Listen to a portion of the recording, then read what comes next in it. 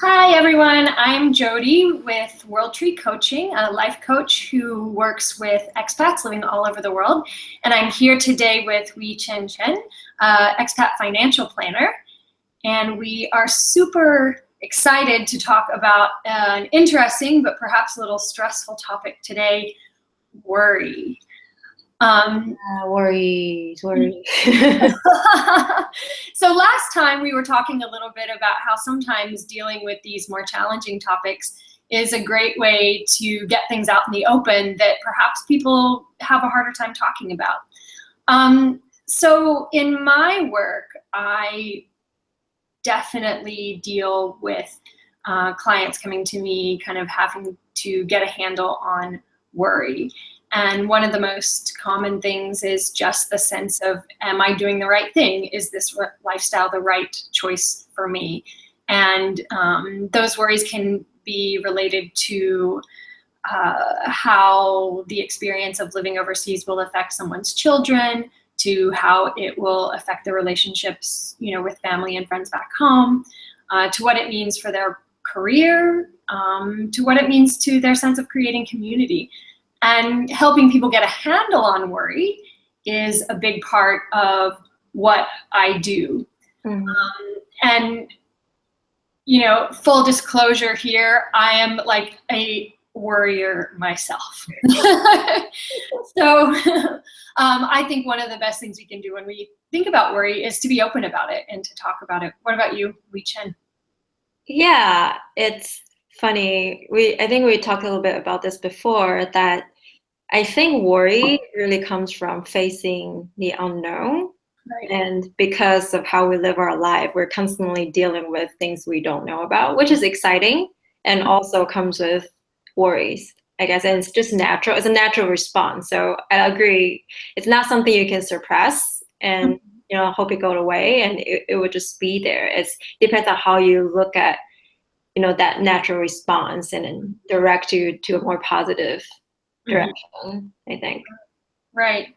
Yeah, I think that's a good point, because one thing about worry is just the importance of, worry can be actually very motivating, right? If you sense that something is not going to go the way that you want, then worry can inspire you to work with a life coach or work with a financial planner to gain some sense of control and normalcy over what is really a very, very unpredictable experience and lifestyle.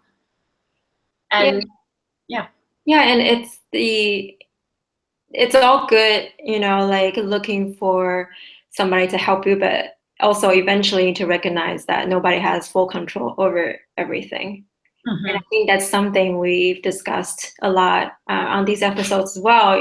Like living this lifestyle really give us that, realization that, there's no illusion that you're in control.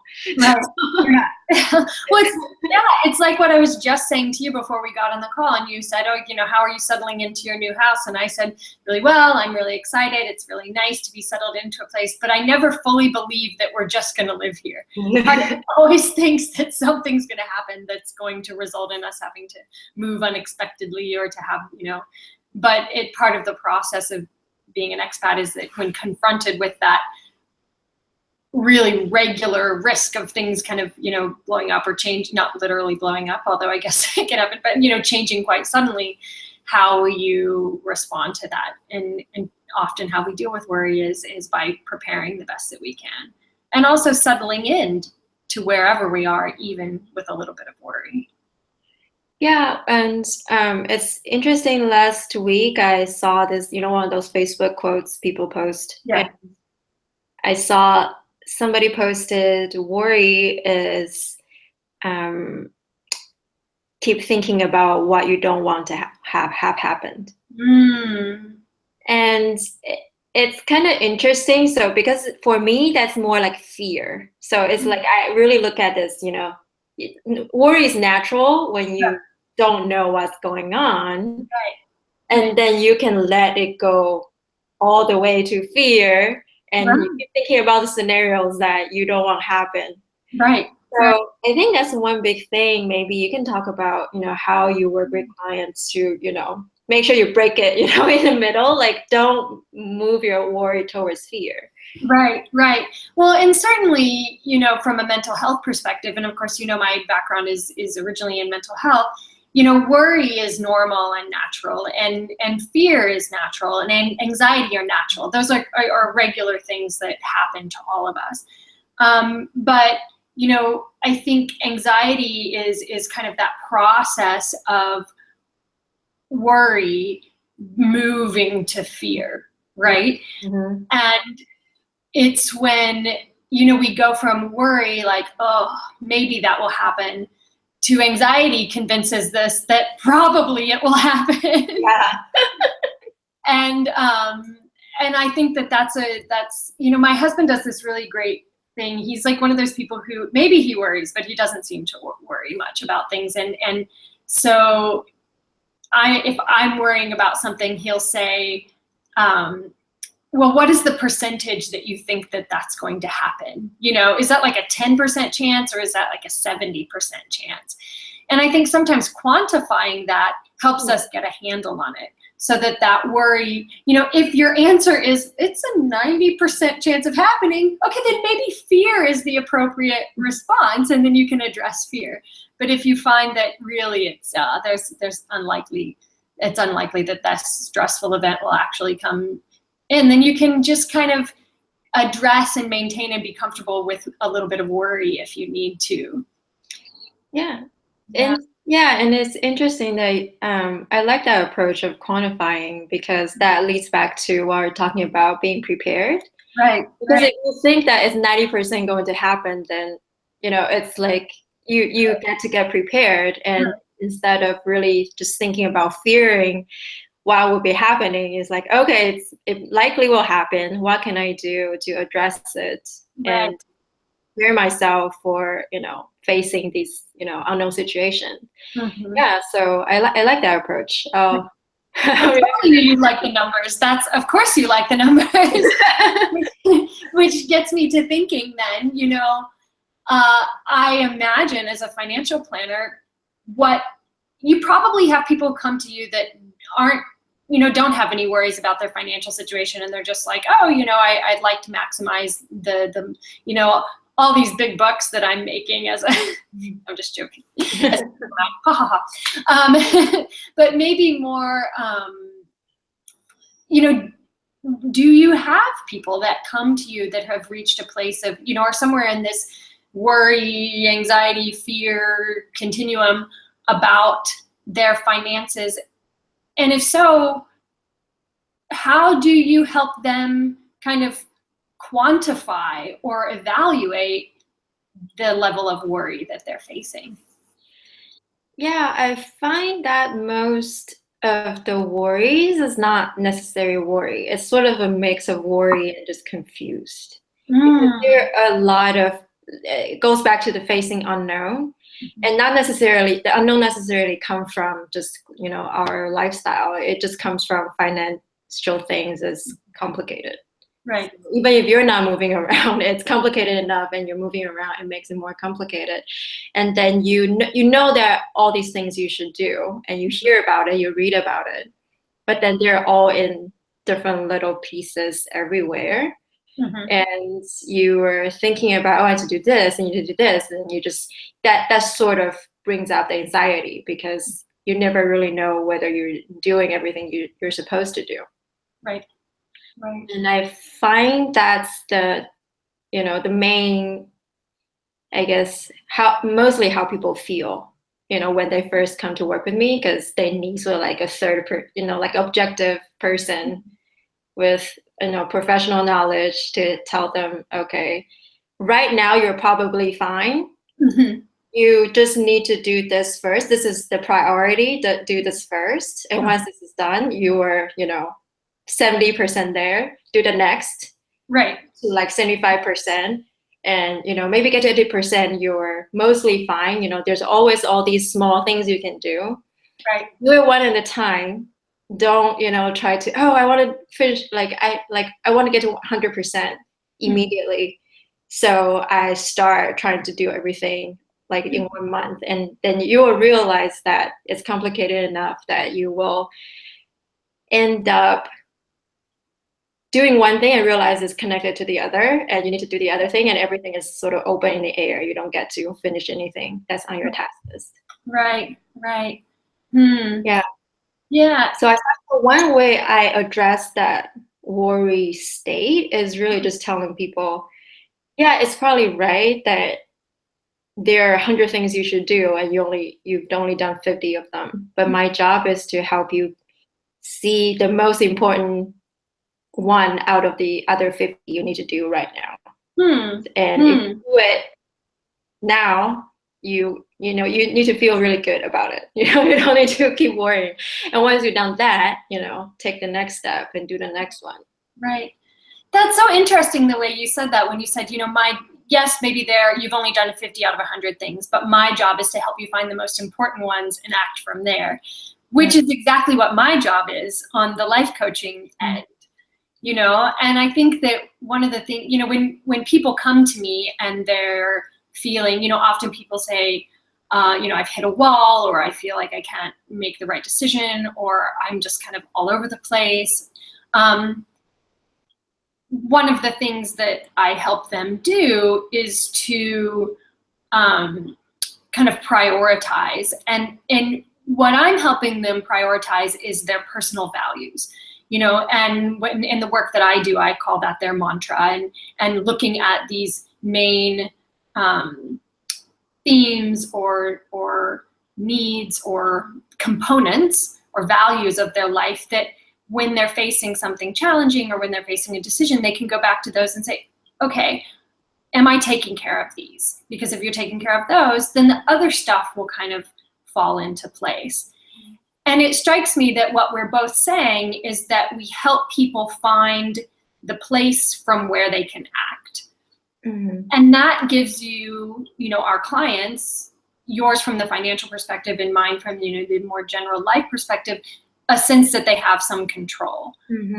And, having that sense of control, and, of course we can't control everything, but having those touchstones help you confront worry, and in some cases enable you to not get bogged down by worry, because even if you feel a little bit concerned about something, you say, okay, well, you know what, I'm taking care of this. If I'm taking care of this, it'll all be okay. Yeah, it also reminds me of, how people say, it's a myth that people can multitask. And yeah, and I definitely think that's true. And the older I get, maybe it also have to do with age, but the older I get, the more I really, like when you're younger, it's easier to get excited to, I can do this and that, and I don't want to miss any opportunity. Right. But the older you get that more a sense of clarity. Like if I can't find that one thing that's the most important right now and focus on it, then you're just splitting yourself in different directions, and it's not really helpful, both in terms of efficiency and just, your sanity. Right. Yeah. So maybe it's possible to multitask, in an hour where you do 15 minutes on this and just fully focus, and 15 minutes on that and fully focus. Right. But otherwise, it's just, I agree with you. And I think that multitasking exacerbates the sense of worry, because I know, certainly for me, when I'm trying to multitask, and I used to be like a total multitasker, I've always had way too many spoons in the pot and trying to do too much. But when I'm multitasking, I'm left with the feeling that nothing is done as well or to the extent that it needs to be done. And so it's interesting, because the way that I describe that form of worry, the way it feels for me, is the constant feeling like I've misplaced my keys. Or that I left the stove on, or I left the iron plugged in. It's this nagging sense that something wasn't quite done. And I find that what ends up happening is like little things. Like I've met someone like 2 or 3 times, and I cannot remember their name. Like I'm just like, and what happens is then it's that background feeling of knowing that you haven't quite taken care of the things that you need to take care of, which I'm sure is a big issue from a financial perspective as well. Yeah, that's, I think it applies to all things in life. And one thing that I see a lot of people do is that they would, I guess, like I said, like I might give them like a list of tasks. Mm-hmm. They say, okay, I'm on all of those. And then none of them were actually done because, they open it and, like they realize that, okay, I need to do extra stuff. Mm-hmm. I need to go an extra step to complete this task. So it will take me a few days. Okay, I'm going to start at, the next task and see what I can do there. So you open up all these tasks. Yeah. And you never complete any of them because they're all stuck in the middle. Mm-hmm. Mm-hmm. Yeah. But the only thing I feel like maybe this is something I should try. Because the only thing I feel like multitasking is so important is when I'm cooking. Because like otherwise it's like you finish cooking one dish and you have, and you set it and it's cold and you cook another dish. I don't know. Maybe this is not a completely appropriate way to bring it. I think so. And I think that some level of multitasking is important with certain tasks, right? And I think cooking is a fabulous example. And actually, I have a story about that. When my husband and I were first married, we've been married for almost 17 years. And when we were first married, we always cooked together for like the first 6 years of our relationship.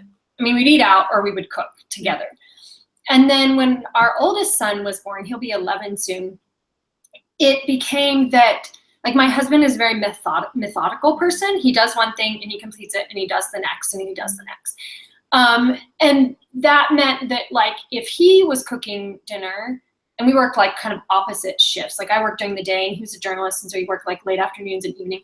And what would happen is if he was cooking in that kind of non-multitasking sort of way, then the meal would take forever to cook. Mm. But if I cooked and I was more comfortable with kind of the level of multitasking, then dinner would, I'd be able to get dinner for us, in 20 or 30 minutes. Mm. And so while we never intended it to be this way, with time, and of course now we have 3 kids, it became that I'm the one who cooks and he does other tasks. Like we divided tasks in ways that we hadn't divided them before. And I think that kind of, one of the things to kind of be aware of is where, and again, I feel like this has so much to do with how you handle worry, is being aware of how you choose to handle situations that require multitasking. Like moving overseas requires a lot of multitasking. Mm-hmm. And knowing where your limits are and knowing your comfort level. And it's something where I think if we spend time in reflection and honest reflection of like, I feel good doing this, I don't get that I lost my keys feeling, but you know what, when I'm doing that, I have that feeling and I don't like that. I think often, and this is one thing that I work a lot with clients on, is if we don't spend enough time in observation of our emotional and mental and physical state when we're doing different tasks.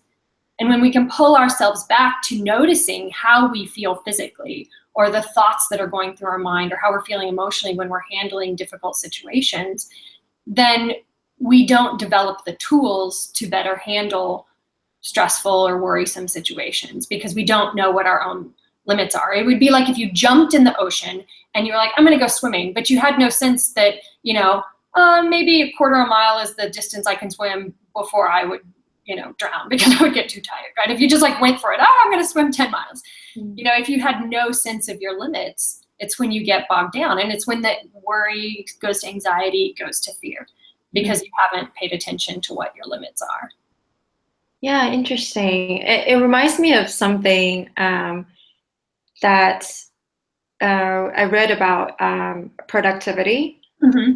About there was this, I guess not myth, but a lot of people when they feel like they have a lot of things on their to-do list or whatever, especially work-wise, right. They pick the low-hanging fruit because if you have like 100 tasks you can do, you pick the easiest thing to do.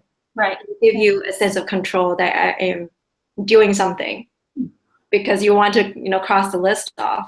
But I read something from this, a productivity expert, that really what you should be doing is going through the list and pick the most important. And even if you can only do that one task out of the 100 in the next week, do it, because that's the most important one. And it's not about picking, and it's not about crossing the most lists. It's about crossing the most important one. What do you think? Yeah, I think that's really interesting. I think because, and that comes back to, maybe what I was saying about values and what you were saying about helping people choose the most important financial tasks or, personal finance tasks, is that, think about it. Like if somebody had, I'm just going to like throw this out there. This is probably a bad example because I don't know that much about financial planning. But if someone had this goal of like, every month I want to donate $10 to such and such charity. And it was really easy, right? Because they could set it up to come automatically out of their bank account. But the higher task was to get their retirement accounts in order. But it would be as if they chose to just do that $10 deposit to a charity every month because it was easy, but they completely ignored the other one. And from I think, right, and from my perspective in my work with clients, it's, I often describe this as like you're riding a bicycle and it's not really, it's not working right. And so instead of getting off the bicycle and examining it and even like looking at the road and seeing, oh, well, there's a lot of rocks on this road, you just like keep, replacing part of the handlebar or something really small when the truth, because it was easy, right? Or fixing the bell, it's just those superficial tasks. Yeah. Much energy into, but don't end up really solving the problem. I like what you said about superficial task. And that's, I think, and you really remind me of, like when you just said, maybe the example you were using on the financial planning test, not exactly, right ones, but it actually, it just like, you give me like a flashback of, like the clients that I have, like, because I can see what kind of tasks they've done. And they, there will be like people checking off the easy ones, exactly like you said, because like they can do it, in 5 minutes, so it doesn't involve a very lengthy process. I guess, like a common example that happens is that, I can say, okay, increase your 401k contribution, which is very easy, because you just log into your company's website. And you also need to get life insurance. And maybe life insurance is more important because maybe you're already contributing 10%. I'm only telling you to contribute 12%, increase like 2% or something. Right. So in the short time, like in the 3 months or so, it probably help you save another $1,000, which is great. Right. But then really, in the grand scheme of things, in the 30 years, if you're the only wage earner in a household, and if you don't have disability insurance or life insurance, and something really bad happened to you the next day, like just hypothetically, which one do you think is more important? Right. Definitely not at changing your 401k contribution today. It's start your life insurance application today. But life insurance application is very cumbersome, right? Like you have to, if you have gone through one, you have to answer the same sets of questions like 3 or 4 times with different people to make sure that you're not like, make sure like knowing exactly what your health situation is, so they can calculate the right premium, or even to insure you, like all this stuff. So people give up in the middle, right, without somebody to push them through. So usually life insurance company, they have underwriters just call you, every 2 weeks. Have you done this? Make sure like they push you through the process. Right. But it is long. So most of my clients take, even myself, from the day of filling out application to the day I actually get the binder, it's probably 3 months. Yeah. So it is long, but it's important for your financial security and just your general safety net. Right. So, good that you reminded me of that. Well, and something as you're talking, something that makes me think about that I think is important to acknowledge is that anytime we're in a situation where we need to take on tasks to minimize worry, whether it's taking on getting life insurance, because in the long run that will give you a sense of comfort that you're prepared in the chance of disaster, or whether it's truly examining what your values are and making a really challenging decision about whether or not you want to continue in this lifestyle or whether or not you want to pursue a different career. Initially, when you take on those more difficult tasks, it's possible that your worry goes up. Mm-hmm. Your sense of anxiety increases. And I think that's often what turns people off of those things. It's hard to see, maybe in the case of life insurance, like, why have I put this off for so long? And it's hard in the case of life coaching to be faced with, I've been operating at this place when I need to be operating from this place. Mm-hmm. And so that's scary. People don't like to see that. They like to feel that everything's okay. And so that worry goes up. But I think when we can remind people that, yes, it's like, ripping off the Band-Aid a little bit. It's going to hurt more at first because you're facing things that are challenging. But after you address that, the sense of comfort and ease that you will find will permeate other things that have in the past been stressful and make them less stressful and reduce worry. Yeah, it's another thing you just also remind me of, sometimes I worry that I am adding more worry to my clients because I tell them the things that they need to do. Yeah, it is a wave. So, like clients come in and they have some worries, you sort of, after initial assessment, give it like assurance, like, yeah, I just need to do this, so they feel better. And until they see the task list, it's like, oh, I need to do all of the things, I don't know what to do. And then you have to like, okay, I'll help you prioritize the most important one, like make sure you follow through it. And yeah, so I guess it's like life in general. You go through that, and hopefully you get to a place that, either in how you feel about your finances or how you feel about yourself, your identity, you get to a place that you feel comfortable until something more challenging comes your way and sort of move you to a different direction. And you, always the up and down, right? Yeah, it's interesting. And I think like, as we talk about this, kind of like, as I said at the beginning, like worry can be, it is hard for people. And especially if it's not just your everyday worries, but it becomes more intense and you're dealing with things like anxiety or actual fear about a situation that you're facing.